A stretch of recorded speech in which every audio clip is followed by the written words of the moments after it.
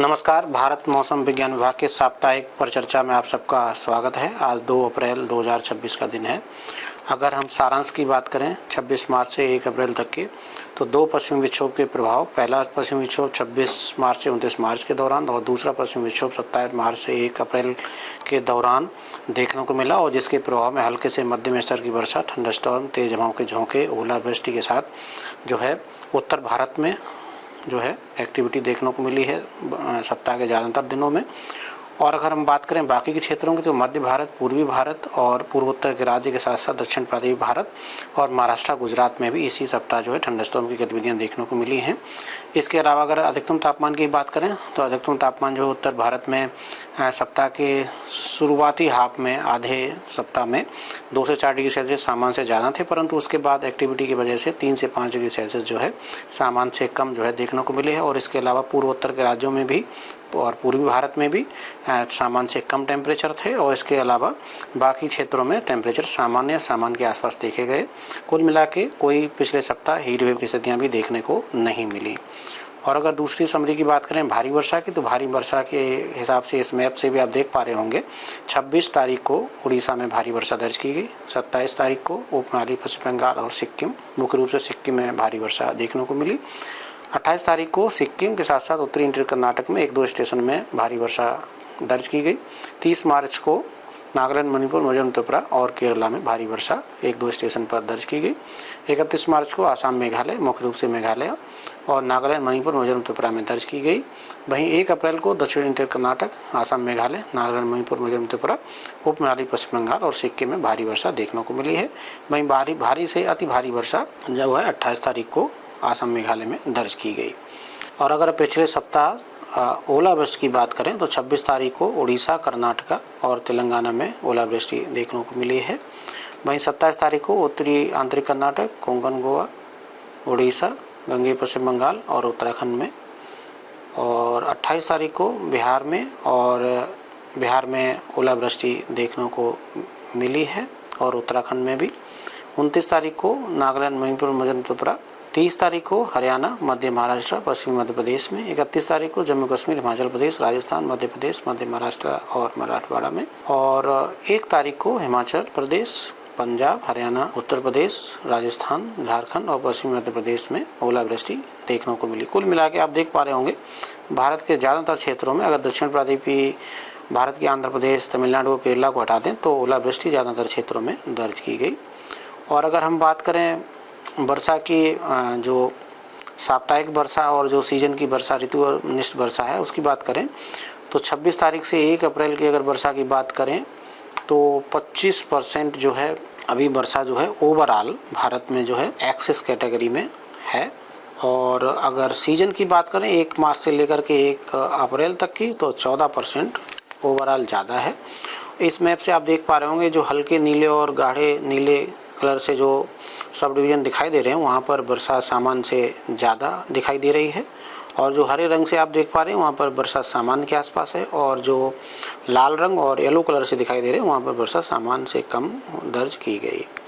और अगर हम बात करें आने वाले 2 सप्ताहों के पूर्वानुमान की, तो वर्षा की सबसे पहले बात कर लेते हैं। तो अभी पहले सप्ताह में क्या है कि जो अभी पश्चिम विक्षोभ बना हुआ उसके प्रभाव में, और अगला पश्चिम विक्षोभ 7 तारीख से प्रभावित करेगा, उसके प्रभाव में उत्तर पश्चिम भारत में जो है स्पेल देखने को मिल सकता है, और बाकी क्षेत्रों में भी थंडरस्टॉर्म की गतिविधियां हो सकती हैं। वहीं अगर भारी वर्षा की बात करें, तो जम्मू कश्मीर में 3 और 4 तारीख को भारी वर्षा संभावित है। उत्तर पश्चिम भारत में स्पेल जो है अभी चलेगा 5 तारीख तक, और उसके बाद एक नया स्पेल फिर दोबारा से देखने को मिल सकता है अगले पश्चिमी विक्षोभ में।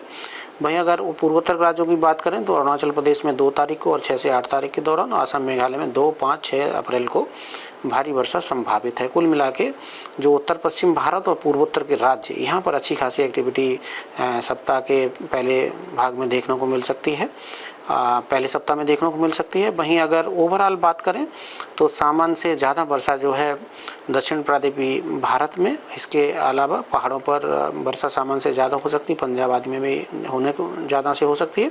हालांकि पूर्वोत्तर राज्यों में अरुणाचल वगैरह छोड़ दें, तो ज़्यादातर हिस्सों में सामान्य से कम वर्षा संभावित है पहले सप्ताह में।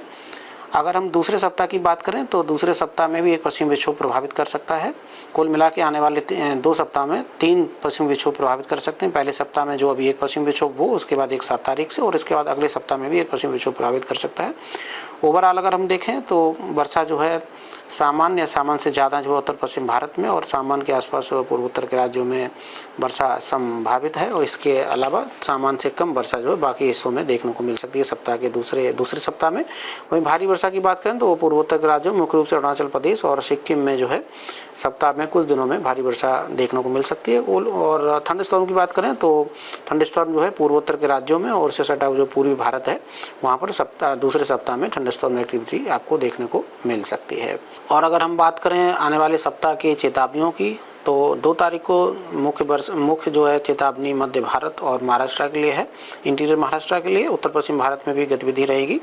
हालांकि 3 तारीख से ये गतिविधि 3-4 तारीख को गतिविधि अपने पीक पर उत्तर पश्चिम भारत में और मध्य भारत के साथ साथ इंटीरियर महाराष्ट्र में थंडरस्टॉर्म, गस्ती बिंद, ओलावृष्टि के साथ साथ आपको थंडरस्टॉर्म की गतिविधियां देखने को मिल सकती हैं। बाकी क्षेत्रों में भी थंडरस्टॉर्म गतिविधियां येलो कलर से जो आप देख रहे हैं वहाँ आपको देखने को मिल सकती हैं। कुल मिला के 2 पश्चिमी विक्षोभ प्रभावित करेंगे। पहला जो है अभी चल रहा है और इसकी पीक एक्टिविटी 3 और 4 तारीख को देखने को मिल सकती है, और दूसरा जो है 7 तारीख को गतिविधि आपको शुरुआत देखने को मिल सकती है। ओलावृष्टि भी जो है रीजन में उत्तर पश्चिम भारत में 3 और 4 तारीख को देखने को मिल सकती है। भारी वर्षा जो है कश्मीर में 3 और 4 तारीख को देखने को की संभावना है।